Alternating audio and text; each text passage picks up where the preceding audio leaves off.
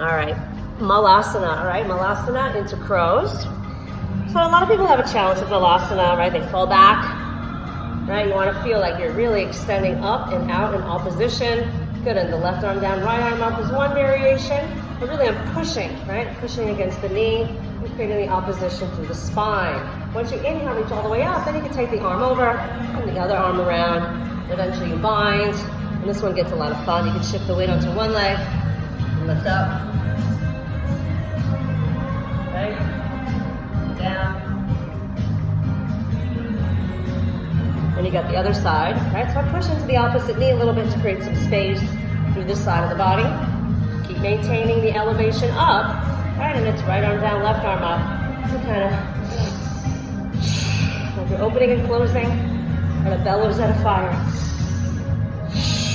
Eventually you start to get that arm all the way around, and the bind, and yeah, both my shoulders made little sounds. But let's just, moving the fluids around, moving the energy around, working the nervous system, right? You want to stand up, very simple, you find where your center is. So move this foot over to the center, power down, with a big inhale.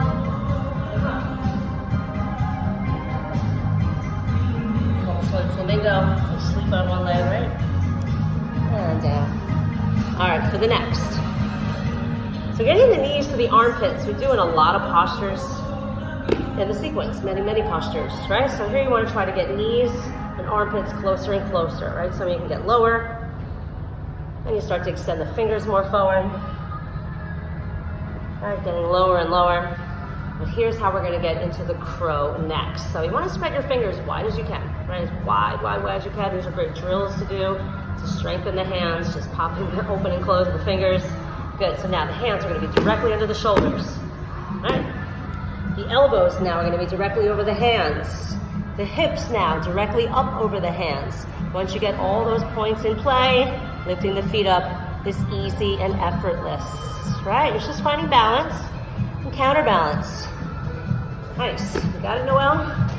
A little slippery. If you have a towel, you can sometimes get that towel behind the arm. So I'm going to come sideways because this is where all the physics happen.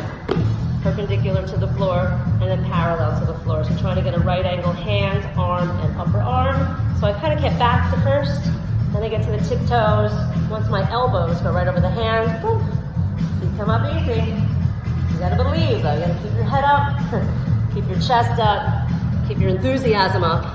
And the coolest thing about these postures, go ahead and do a second set, is you'll never get it unless you believe in yourself, right? So I like to turn the right side first because you got your liver on this side and the ascending colon.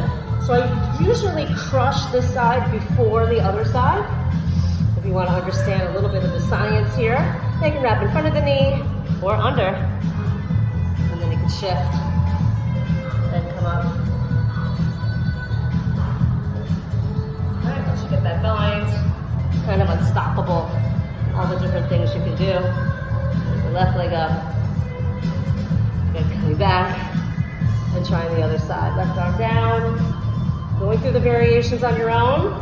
If you're close to a wall, use it. If you have a block, use it. If I want to lift one foot up, I would put it on a block. So it's just a little bit higher already. Right, so we did this one this set, the arm under.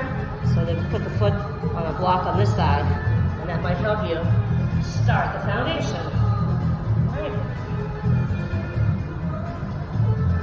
And that one's known as the bird of paradise. Let's try this one more time. Squat, Malasana, elbows to knees. Hands in line with shoulders, as wide as you can. Press and lift, and you can just do this 5 times.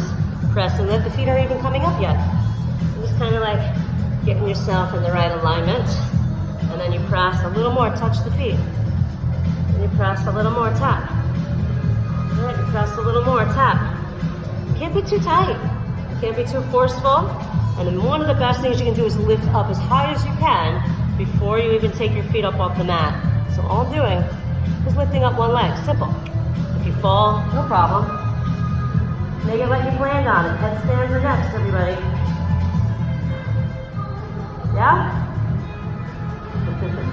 So try a crow, headstand, back to crow. Okay? So you know how to fall, and once you know how to fall, you'll never fear it again. And the biggest reason why people don't get up, they're afraid of falling out. Well, control the moves, and you won't be afraid anymore. It's that simple. That's the science of the yoga practice. Any headstands out there?